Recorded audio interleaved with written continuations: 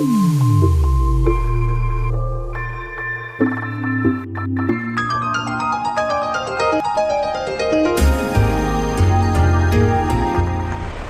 अब हम एरोप्लेन से भी जा सकेंगे स्पेस में, लेकिन एरोप्लेन से स्पेस में कैसे जा सकेंगे ये बताने से पहले हम ये जान लेते हैं कि आखिर हम अभी तक एरोप्लेन से स्पेस में क्यों नहीं जा पाए। दोस्तों, मुझे एरोप्लेन बचपन से ही बहुत ज्यादा पसंद था, क्योंकि एरोप्लेन के जरिए हमें ऊंचाई से एक अलग ही दुनिया दिखाई देती है। लेकिन बचपन में मेरे दिमाग में अक्सर एक सवाल आता था कि आखिर हम एरोप्लेन्स की मदद से स्पेस में क्यों नहीं जा पाते। और दोस्तों, आपके मन में भी अक्सर ये सवाल आता ही होगा कि आखिर क्यों हम एरोप्लेन्स के जरिए अंतरिक्ष में क्यों नहीं जा पाते। असल में दोस्तों, एरोप्लेन की उड़ान भरने के लिए मुख्य रूप से दो चीजों की जरूरत पड़ती है। पहली, एरोप्लेन की लंबी चौड़ी विंग जो प्लेन को ऊपर की ओर लिफ्ट करती है, यानी कि प्लेन को ऊपर हवा में उड़ने के लिए मदद करती है। और दूसरा, प्लेन का भारी भरकम इंजन जो एरोप्लेन को थ्रस्ट देता है, जिससे एरोप्लेन आगे की ओर बढ़ सके। यानी कि प्लेन को उड़ने के लिए इन दो चीजों की जरूरत होती है। एयर मीडियम जो प्लेन के विंग से टकराकर उसे ऊपर की ओर लिफ्ट कर सके, यानी कि ऊपर की ओर उड़ सके, और ऑक्सीजन जो इंजन को चला सके। ये दोनों ही चीजें हमारे एटमॉस्फेयर में मौजूद हैं।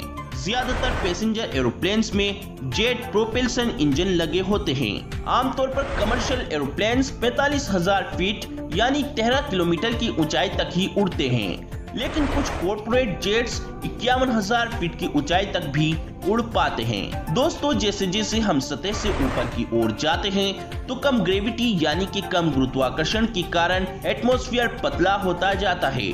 पतला एटमॉस्फेयर होना मतलब कम हवा के पार्टिकल्स, बेहद कम ऑक्सीजन और एयर मॉलिक्यूल्स में कमी। बेहद कम ऑक्सीजन की कमी के कारण इंजन में फ्यूल्स को बर्न करने में दिक्कत, इससे इंजन रिक्वायर्ड थ्रस्ट पैदा नहीं कर पाएगी, जिसके कारण एरोप्लेन्स हवा में स्टेबल नहीं रह पाएगा। और एयर मॉलिक्यूल्स में कमी यानी कि एरोप्लेन को ऊपर लिफ्ट करना मुश्किल। दोस्तों, में एक प्राइवेट कंपनी वर्जिन गैलेक्टिक ने अपने एक एयरप्लेन को स्पेस में भेजा है। वर्जिन गैलेक्टिक कंपनी की स्थापना रिचर्ड बेंसन के द्वारा 2004 में की गई थी। 14 सालों की कड़ी मेहनत के बाद 13 दिसंबर 2018 को इस कंपनी ने एक बहुत ही बड़ा कारनामा कर दिखाया।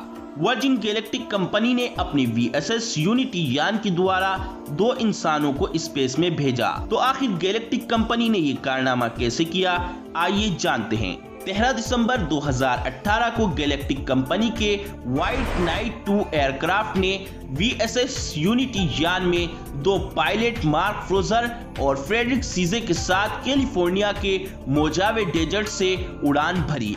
व्हाइट नाइट 2 में 2 एयरक्राफ्ट का यूज किया गया, जिन्हें आपस में इस तरह से जोड़ा गया कि इनके बीच तीसरे यान को लटकाया जा सके। इस तरह व्हाइट नाइट 2 एयरक्राफ्ट किसी तीसरे यान को अपने साथ कैरी करके उड़ान भर सकता है। ये तीसरा यान यानी VSS यूनिटी एक रॉकेट पावर्ड प्लेन है जो अपने रॉकेट इंजन का यूज करके स्पेस में जा सकता है। इसी VSS यूनिटी यान के जरिए गैलेक्टिक कंपनी ने 2 पायलट को स्पेस में भेजा। VSS यूनिटी को व्हाइट नाइट 2 एयरक्राफ्ट के साथ जोड़कर 43,000 फीट की ऊंचाई तक ले जाया गया। 43,000 फीट की ऊंचाई पर जाने के बाद VSS यूनिटी को एयरक्राफ्ट से अलग कर दिया गया। यूनिटी के अलग होते ही इसमें बैठे पायलट ने रॉकेट इंजन को चालू किया। करीब 60 सेकंड तक VSS यूनिटी के हाई पावर्ड रॉकेट इंजन को बर्न किया गया। इस दौरान यूनिटी ने 2.9 गुना अधिक वेग हासिल कर लिया।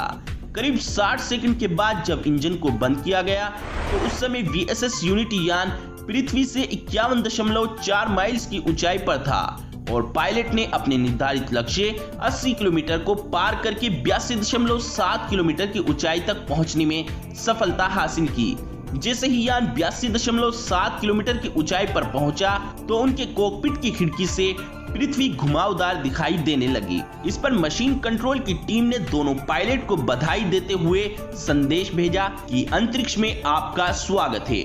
इस बड़े कारनामे के साथ ही वर्जिन गैलेक्टिक कंपनी किसी इंसान को स्पेस में भेजने वाली पहली निजी कंपनी बन गई, क्योंकि अमेरिका के एविएशन विभाग के अनुसार 80 किलोमीटर से ज्यादा ऊंचाई को अंतरिक्ष माना जाता है।